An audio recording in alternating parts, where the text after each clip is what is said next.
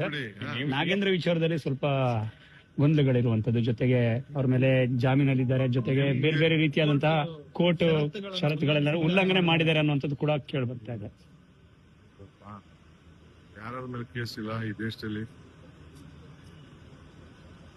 ಯಾರ ಮೇಲೆ ಕೇಸ್ ಇಲ್ಲ. ಕುಮಾರಸ್ವಾಮಿ ಅವರು ಜಾಮೀನು ತಗೊಂಡಿಲ್ವಾ?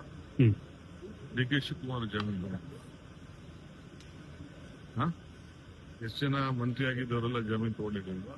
ಈಗಿರೋರೆಲ್ಲ ತಗೊಂಡಿಲ್ವಾ? ಎಷ್ಟು ಜನ ಕೇಸ್ ಕಾನೂನು ಉಲ್ಲಂಘನೆ ಮಾಡಿದ್ದಾರೆ ಅಂತ, ಷರತ್ತುಗಳ ಉಲ್ಲಂಘನೆ ಆಗಿದೆ ಅಂತ ಕರ್ನಾಟಕ ಬಿಟ್ಟು ಹೊರಗಡೆ ಹೋಗಿದ್ದಾರೆ ಅಂತ ಸರ್. ನನಗೆ ಯಾವುದು ಗೊತ್ತಿಲ್ಲ, ನನ್ನ ಗಮನಕ್ಕೆ ಬಂದಿಲ್ಲ. ನಾವೆಲ್ಲ ಸರಿ ನೋಡಿದೀವಿ. ಅವ್ರ ಮೇಲೆ ಯಾವ್ದು ಉಲ್ಲಂಘನೆ ಆಯ್ತು ಅಂತ ಹೇಳಿ ಅವ್ನಿಗೆ ಯಾವ್ದೋ ಶಿಕ್ಷೆ ಕೊಟ್ಟು ಜೈಲು ಪರ್ಮನೆಂಟ್ ಆಗಿರುವಂತ ಯಾವ ಆದೇಶ ಕೊಟ್ಟಿಲ್ಲ. ಕಾನೂನು ಇದೆ, ಕಾನೂನು ನೋಡ್ತೇವೆ. ಅಪೋಸಿಷನ್ ಪಾರ್ಟಿಗೆ ಏನೋ ಸುದ್ದಿ ಬೇಕಲ್ಲ, ಚರ್ಚೆ ಮಾಡ್ತಾ ಇರ್ತೀವಿ. ಸರ್, ಈಗ ಸುರ್ಜೇವಾಲಾ ಮತ್ತೆ ವೇಣುಗೋಪಾಲ್ ಭೇಟಿ ಆಗ್ತದೆ, ಬಂದಾಗೆಲ್ಲ ಭೇಟಿ ಮಾಡ್ತೀನಿ. ಈಗ ಸರಿ ಮಾಡ್ತೀನಿ, ನಾಳೆನೂ ಮಾಡ್ತೀನಿ, ನಾಳಿದ್ದು ಮಾಡ್ತೀನಿ, ಆಚೆ ನಾಳಿದ್ದು ಮಾಡ್ತೀನಿ, ದಿನ ಭೇಟಿ ಮಾಡ್ತೀನಿ. ಡೈಲಿ ಎಷ್ಟು ದಿನ ಪ್ರವಾಸ ಸರ್? ಡೈಲಿ ಪ್ರವಾಸ ಎಷ್ಟು ದಿನ ಸರ್? ಇವತ್ತು ಪ್ರವಾಸ ಇದೆ, ನಾಳೆ ಬೆಳಿಗ್ಗೆ ಕೋಲಾರ ಪ್ರವಾಸ. ಕೋಲಾರ.